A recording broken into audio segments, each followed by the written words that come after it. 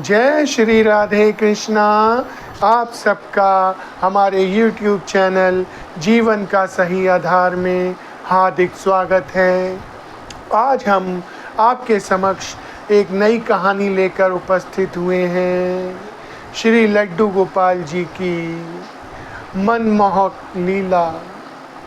इस कहानी का शुभारंभ एक गांव से होता है। इस गांव में दो वृद्ध महिलाएं आस पड़ोस में रहती थीं। एक हिंदू थी जिनका नाम सावित्री था और एक क्रिश्चियन थी जिनका नाम मैरी था। सावित्री का विवाह काफ़ी समय पहले हुआ था, लेकिन शादी के कुछ साल बाद ही उनके पति का स्वर्गवास हो गया था। उनके कोई संतान नहीं थी, उनकी कोई संतान नहीं थी। जबकि मैरी जो क्रिश्चियन थी, उन्होंने शादी ही नहीं की थी। दोनों वृद्ध महिलाएं एक दूसरे का दुख सुख बांटती थीं। वो पक्की मित्र थीं। एक दिन जब सावित्री जी, जो श्री लड्डू गोपाल जी की बहुत बड़ी उपासक थी, वो श्री लड्डू गोपाल जी की सेवा कर रही थी। उन्होंने एक नियम बना रखा था। वो रोज़ सुबह श्री लड्डू गोपाल जी को स्नान कराती, उन्हें नए नए वस्त्र पहनाती और माखन मिश्री का भोग लगाती थी। जब मैरी उन्हें ऐसा करते हुए देखती थी तो वो पूछती थी कि बहन, ये तुम किनकी सेवा करती हो? तो सावित्री जी कहती हैं कि मैं श्री लड्डू गोपाल जी की सेवा करती हूँ। श्री लड्डू गोपाल जी, श्री कृष्ण भगवान जी ही सबके मालिक हैं। तुम उन्हें गॉड के रूप में पूजती हो और मैं श्री लड्डू गोपाल जी के रूप में पूजती हूँ। अब जब वो मैरी ये उन्हें करते हुए देखती थी तो मैरी के मन में इच्छा होती थी कि मुझे भी श्री लड्डू गोपाल जी की सेवा करने का एक बार अवसर प्राप्त हो जाए। एक दिन क्या होता है कि सावित्री जी अपने घर पर बैठी हुई थी और मैरी भी उनके साथ बातें कर रही थी। तभी किसी दूसरे गांव से एक व्यक्ति आता है और वो सावित्री जी से कहता है कि आपकी बहन के पति का स्वर्गवास हो गया है। अब सावित्री जब ये सुनती है तो उसे बहुत दुख होता है। वो कहती है कि मेरी बहन को मेरी आवश्यकता है और मैं नहीं जा सकती। तो मैरी कहती हैं सावित्री जी से, बहन ऐसा क्यों कह रही हो? तुम्हें तो अवश्य जाना चाहिए, तुम्हारी बहन को तुम्हारी आवश्यकता है। तो सावित्री जी कहती हैं कि मेरे श्री लड्डू गोपाल जी की सेवा कौन करेगा? कौन उन्हें स्नान कराएगा? कौन उनके वस्त्र बदलेगा? कौन उन्हें माखन मिश्री का भोग लगाएगा? मैरी के तो मन में इच्छा थी ही। मैरी तुरंत ही कहती हैं कि बहन, क्या तुम मुझे अपनी बहन नहीं मानती? तुम्हें इतना भी विश्वास नहीं है कि तुम्हारी अनुपस्थिति में मैं श्री लड्डू गोपाल जी की सेवा नहीं कर पाऊंगी? तो वो कहती है, सावित्री जी कहती हैं कि बहन ऐसा कुछ नहीं है, लेकिन तुम्हें तो प्रक्रिया भी सही से नहीं पता। तो वो कहती है कि बहन मुझे समझा दो कि क्या क्या करना है, मैं उसी प्रकार से करूँगी जैसा तुम बताओगे। सावित्री जी उसे पूरी तरह से समझा देती हैं कि सुबह उठते ही श्री लड्डू गोपाल जी को स्नान कराना है, उनके नए वस्त्र मैं तुम्हें दे जाऊंगी, उन्हें पहनाने हैं और उनको माखन मिश्री का भोग लगाना है। मैंने माखन आज सुबह सुबह ही निकाला है, वो भी मैं तुम्हें दे जाऊंगी और माखन मिश्री मिक्स करके तुम्हें श्री लड्डू गोपाल जी को भोग लगाना है। वो कहती है सही है, बस इतना तो काम है, ये मैं कर सकती हूँ। अब सावित्री जी चलने की तैयारी करती हैं और वो अपनी बहन के पास चली जाती हैं। अब अगली सुबह जब मैरी उठती हैं और श्री लड्डू गोपाल जी, आप सब जानते हैं कि श्री लड्डू गोपाल जी कौन है? श्री कृष्ण भगवान जी की बाल अवस्था। तो वो घुटनों के बल बैठे हुए हैं। जब मैरी उनके वस्त्र बदलने के लिए, स्नान कराने के लिए वस्त्र उतारती हैं तो श्री लड्डू गोपाल जी को घुटनों के बल बैठा हुआ देखती हैं।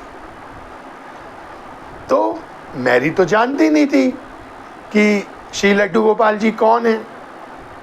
तो मैरी सोचती हैं कि इतने समय से श्री लड्डू गोपाल जी घुटनों के बल बैठे हुए हैं तो उन्हें अब खड़े होने में बहुत तकलीफ हो रही होगी।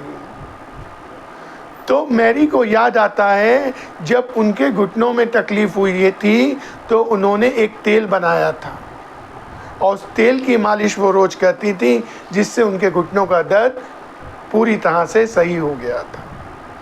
वो तुरंत क्या करती हैं कि वो तेल बनाती हैं और उसके बाद पहले तो श्री लड्डू गोपाल जी को स्नान कराती हैं, उसके बाद उस तेल की मालिश उनके घुटनों में और पाँव में करती हैं। इसके बाद वो उनके वस्त्र बदलती हैं और माखन मिश्री का भोग लगाती हैं। अब उन्होंने रोज का ये नियम बना लिया, वो श्री लड्डू गोपाल जी को स्नान कराती, उसके बाद उनकी तेल से उनके पैरों की मालिश करती, घुटनों की मालिश करती। ऐसा करते करते 10 दिन व्यतीत हो गए और हम सबके मालिक तो बहुत कृपालु हैं, दया निधान हैं। वो अपने भक्तों की मन की इच्छाएं अवश्य पूर्ण करते हैं। मैरी जी के मन में क्या इच्छा थी कि श्री लड्डू गोपाल जी सीधे खड़े हो जाएं। अब हम सबके मालिक ने उनकी इच्छा पूरी की। जब अगली सुबह जब मैरी उठी तो वो देखती हैं श्री लड्डू गोपाल जी अपने पाँव पर खड़े हुए हैं। वो सोचती हैं कि मेरी जो है मेहनत रंग ले आई। श्री लड्डू गोपाल जी तेल की मालिश करने से वो सीधे खड़े हो गए, क्योंकि मैरी जी ने निस्वार्थ होकर प्रेम भाव से श्री लड्डू गोपाल जी की सेवा की थी। जब सावित्री जी दोपहर के समय घर वापस लौटती हैं तो उस समय मैरी जी जो हैं बाहर बैठी हुई थी। वो आकर मैरी जी से कहती हैं कि बहन, मैं वापस आ गई हूँ। आपने मेरे श्री लड्डू गोपाल जी की सेवा पूरे मन से की होगी, मुझे पूरा विश्वास है। अब काफ़ी दिन हो गए हैं, 10 दिन से ऊपर व्यतीत हो गए हैं। मैं चाहती हूँ कि मैं श्री लड्डू गोपाल जी के दर्शन कर पाऊँ। तो मैरी जी कहती हैं, हाँ बहन, क्यों नहीं, अंदर ही हैं श्री लड्डू गोपाल जी, आओ।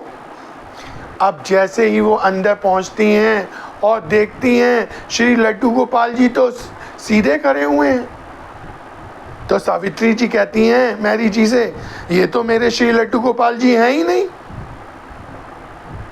मेरे श्री लड्डू गोपाल जी तो घुटनों के बल बैठे हुए थे